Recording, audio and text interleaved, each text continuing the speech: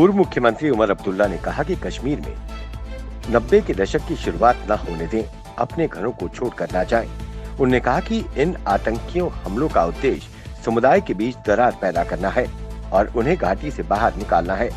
वहीं उन्होंने कहा कि ये समझ से परे है कि प्रशासन ने सेलेक्टिव अप्रोच रखते हुए 10 दिनों की छुट्टी सभी कश्मीरी पंडितों को दे दी, परंतु सिख समुदाय को इससे अलग रखा गया। दक्षिणी कश्मीर के अनंतनाग जिले में सुरक्षा बलों द्वारा एक आईडी का पता लगने के बाद तुरंत बॉम्ब डिस्पोजल स्क्वाड को सूचित किया गया। बॉम्ब डिस्पोजल स्क्वाड ने मौके पर पहुंचकर बम को निष्क्रिय किया। इस आईडी का पता चलते ही दोनों तरफ से वाहनों की आवाजाही को रोक दिया गया है। तहसील लीगल सर्विस कमेटी बनिहाल ने भारत के अमृत महोत्सव के अवसर पर बनिहाल में एक रैली का आयोजन किया। इस रैली का आयोजन जज कोर्ट बनिहाल से हायर सेकेंडरी स्कूल बनिहाल तक किया गया। 2 अक्टूबर से 14 नवंबर तक आजादी के अमृत महोत्सव के तहत महीने भर चलने वाले कानूनी जागरूकता अभियान का मुख्य उद्देश्य सभी लोगों तक पहुंचना और ये सुनिश्चित करना है कि प्रत्येक व्यक्ति को सभी कानूनों और उनके डिजाइन की गई लाभकारी योजनाओं का लाभ हो सके। श्रीनगर में पीडीपी के नेताओं व कार्यकर्ताओं द्वारा निर्मम हत्याओं के खिलाफ नारेबाजी कर विरोध प्रदर्शन किया गया, परंतु पुलिस द्वारा कार्यालय का गेट बंद कर बाहर निकलने की इजाजत उन्हें नहीं दी गई। वहीं कार्यकर्ताओं ने नारे लगाए, हिंदू मुस्लिम सिख ईसाई आपस में है भाई भाई। उन्होंने पिछले कई दिनों से जारी हत्याओं की कड़े शब्दों में निंदा की। उन्होंने कहा कि उपराज्यपाल मनोज सिन्हा त्याग पत्र दें। जम्मू कश्मीर के जिला रियासी में यातायात विभाग ARTO द्वारा एक जागरूकता अभियान वाहन चालकों के बीच चलाया गया और उन्हें यात्री वाहनों को सैनिटाइज कर कोरोना की रोकथाम के लिए हिदायतें दी गई। वहीं ARTO राजेश गुप्ता द्वारा उन्हें मास्क, सैनिटाइजर और उनके वाहनों को सैनिटाइज किया गया। उन्होंने कहा कि 3rd वेव से पहले हमें सतर्क हो जाना चाहिए। जिला पुंछ एक सीमावर्ती इलाका है। यहाँ पर ऑक्सीजन की हमेशा कमी बनी रहती है, क्योंकि ऑक्सीजन सिलेंडर को लाने पुंछ से 232 किलोमीटर दूर जम्मू आना पड़ता है। लेकिन अब प्रधानमंत्री केयर फंड से ऑक्सीजन प्लांट की शुरुआत हो गई है। इससे दूर दराज से आने वाले मरीजों को काफी सहूलियत मिलेगी। स्थानीय लोगों ने इसके लिए प्रधानमंत्री मोदी का आभार जताया। इस ऑक्सीजन प्लांट के शुरू होने से कई कीमती जानें बच जाएंगी। बीते कई दिनों से अल्पसंख्यकों को आतंकवादियों द्वारा निशाना बनाए जाने को लेकर पूरा जम्मू संभाग रोष में उबल रहा है। बीते दिन भी 2 शिक्षकों की हत्या ने आग में घी का काम कर दिया। इसी को लेकर आज जम्मू बार एसोसिएशन व अन्य अदालत ने काम छोड़कर इसका कड़ा विरोध किया। उन्होंने कहा कि सरकार को इस पर कड़ा संज्ञान लेना चाहिए। पूरा कोर्ट परिसर पाकिस्तान मुर्दाबाद के नारों से गूंज उठा।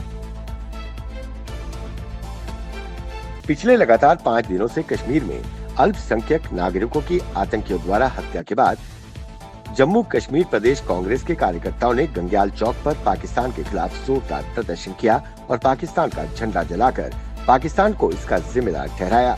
इस मौके पर पूर्व मंत्री रमन भल्ला और जम्मू नगर निगम के चेयरमैन सतीश शर्मा भी प्रदर्शन में मौजूद रहे।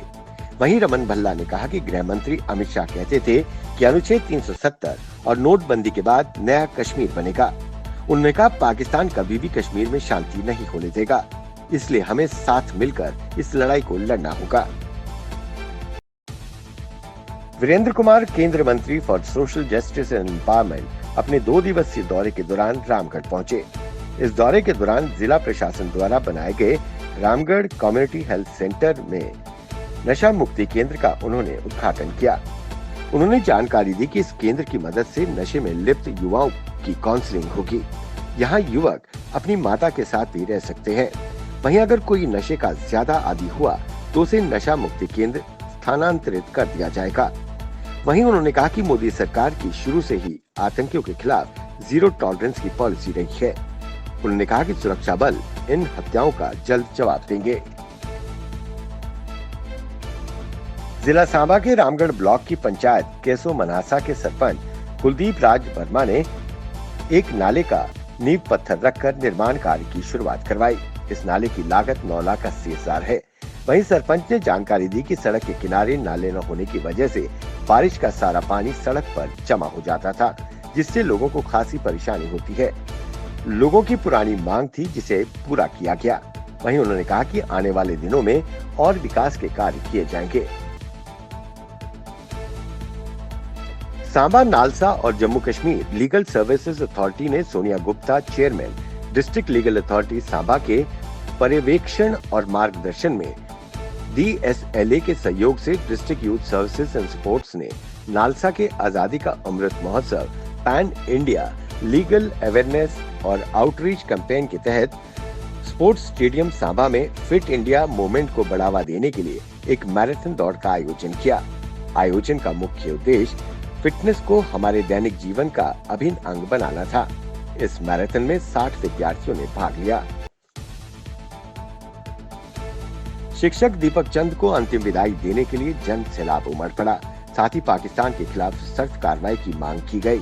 आतंकी हमले में मारे गए दीपक चंद के जम्मू शहर स्थित आवास से आज उनकी अंतिम यात्रा निकाली गई।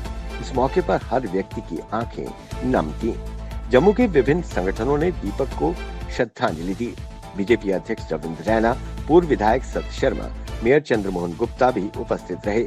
वहीं इस मौके पर बीजेपी अध्यक्ष रविंद्र रैना ने कहा कि अनुच्छेद 370 हटने के बाद जम्मू कश्मीर में तेजी से विकास हो रहा है, जो पाकिस्तान को रास नहीं आ रहा है।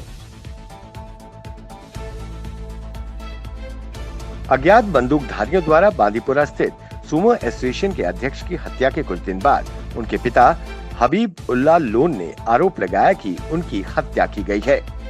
उन्होंने इसको लेकर प्रेस एनक्लेव श्रीनगर में विरोध प्रदर्शन किया। केंद्र सरकार के जनसंपर्क कार्यक्रम के तहत केंद्रीय बंदरगाह, जहाजरानी, जलमार्ग और पर्यटन राज्य मंत्री श्रीपद येसो नाइक 2 दिवसीय दौरे पर जिला डोडा के भद्रवा पहुंचे। अपनी यात्रा के पहले दिन के दौरान केंद्रीय मंत्री जाई घाटी का दौरा किया, जहां उन्होंने विभिन्न समूह के प्रतिनिधियों के साथ बातचीत की और उनके मुद्दों को सुना। केंद्रीय मंत्री ने सभा को स्वच्छता की शपथ दिलाई। कार्यक्रम स्थल पर स्वच्छता अभियान का नेतृत्व किया और चल रहे आजादी का अमृत महोत्सव के तहत जाई घाटी में चिनार और देवदार के पौधे भी लगाए।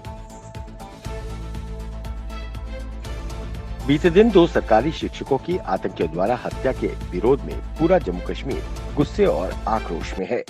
वहीं इसी दौरान पूर्व मुख्यमंत्री महबूबा मुफ्ती मारी गई स्कूल के प्रिंसिपल के घर सांत्वना देने पहुंची और इस जघन्य हत्या की कड़े शब्दों में निंदा की।